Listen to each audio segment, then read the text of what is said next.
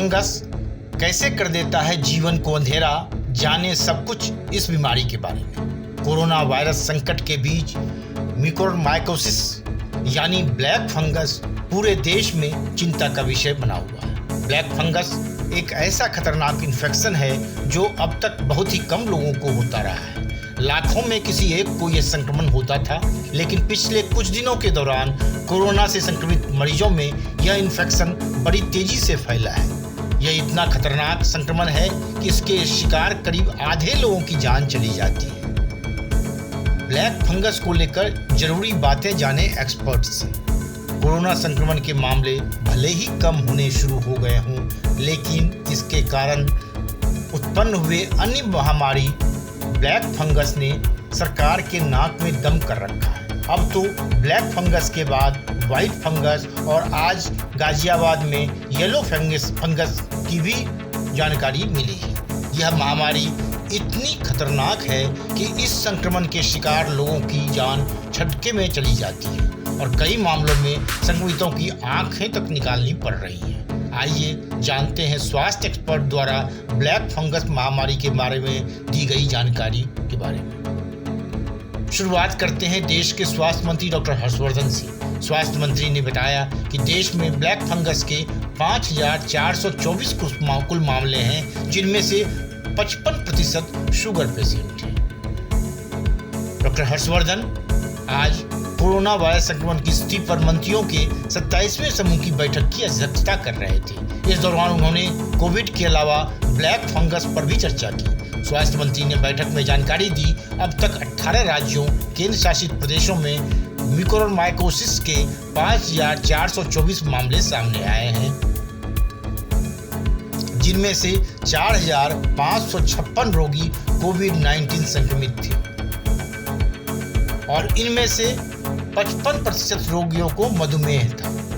स्वास्थ्य मंत्री के मुताबिक सोमवार सुबह तक 18 राज्यों में ब्लैक फंगस के 5,424 मामले दर्ज किए गए। सबसे ज़्यादा मामले गुजरात में 2,165, महाराष्ट्र में 1,188, उत्तर प्रदेश में 663, मध्य प्रदेश में 519, हरियाणा में 339, आंध्र प्रदेश में 248 मामले दर्ज किए गए। बैठक के दौरान कोरोना के संदर्भ में हर्षवर्धन ने बताया कि कर्नाटक, केरल, पुडुचेरी, मेघालय, अरुणाचल प्रदेश, नागालैंड, आंध्र प्रदेश, पश्चिम बंगाल, ओडिशा, राजस्थान, जम्मू कश्मीर, हिमाचल प्रदेश, गोवा, मणिपुर, सिक्किम और लक्षद्वीप में पॉजिटिविटी रेट अभी अधिक है।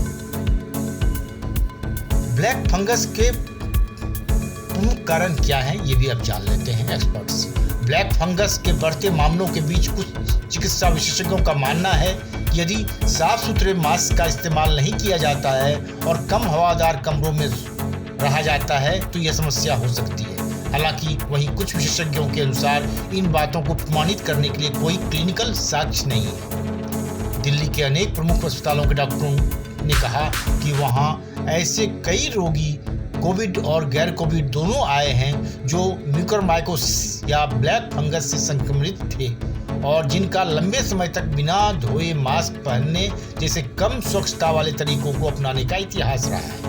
वहीं मैक्स साकेत अस्पताल में ईएनटी विशेषज्ञ डॉक्टर माला भट्टाचार्य ने कहा कि ब्लैक फंगस की मुख्य वजह स्टेरॉइड का अनुचित तरीके से इस्तेमाल है। उन्होंने कहा, दूसरी बात यह है कि मैं लंबे समय तक बिना धोए मास्क पहनने या कम हवादार कमरों मसलन तलघर में बेसमेंट में रहने जैसे तरीकों को जिम्मेदार मानती हूँ।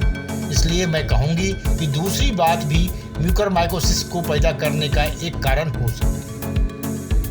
सर गंगाराम अस्पताल के ईएनटी विभाग के अध्यक्ष डॉक्टर अजय स्वरूप के मुताबिक हमारे शरीर में नासिका मार्ग में और नेसोफिजिकल क्षेत्र में प्रतीक रूप से म्यूकर होते हैं। उन्होंने कहा, जब व्यक्ति की रोग प्रतिरोधक क्षमता कम हो जाती है, जैसा कि कोविड के मामले में होता है, तो ये म्यूकर बढ़ना शुरू हो जाता है और संक्रमण पैदा करते हैं। इसमें नाक से खून रिसना और आंखों में सूजन जैसे लक्षण होते हैं। हालांकि उन्होंने सलाह दी कि लोगों को हड़बड़ी में अस्पतालों में नहीं आना चाहिए और डॉक्टर से राय लेनी चाहिए। अब आइए जानते हैं ब्लैक फंगस के इलाज में कितनी कारगर है एम्फोटेरिसिन बी इंजेक्शन। कारगर है तो किस राज्य को कितनी हो रही है सप्लाई, ये सब भी जानकारी जानते हैं। ब्लैक फंगस यानी म्यूकरमाइकोसिस के इलाज के लिए एम्फोटेरिसिन बी इंजेक्शन की महत्वपूर्ण भूमिका है। विश्व स्वास्थ्य संगठन ने इस ड्रग के इस्तेमाल की स्वीकृति दी है। एक्सपर्ट के मुताबिक शुरू से ही एम्फोटेरिसिन बी की मांग कम रही, इसलिए स्टॉकिस्ट के पास भी इसकी उपलब्धता नहीं थी। अब ब्लैक फंगस के बढ़ते मामलों को देखते हुए कई राज्यों ने केंद्र से ये दवा मुहैया कराने की मांग की है। हरियाणा ने केंद्र से एम्फोटेरिसिन बी इंजेक्शन की 12,000 शीशियों की मांग की है। आइए जानते हैं ब्लैक फंगस को कैसे पहचाने और एम्फोटेरिसिन बी इंजेक्शन इसके इलाज में कैसे कारगर है।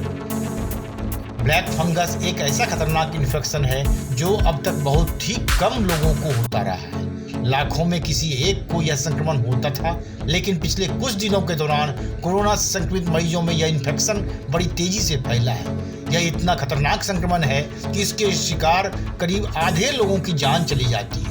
कुछ ऐसे मामले भी सामने आए हैं जिनमें मरीजों को बचाने के लिए उनकी आंखें तक निकालनी पड़ी है। ब्लैक फंगस के सबसे अधिक मामले डायबिटिक लोगों में आ रहे हैं। ऐसे में उन्हें सबसे अधिक सावधानी बरतने की जरूरत है और नियमित तौर पर अपना शुगर लेवल चेक करते रहना चाहिए।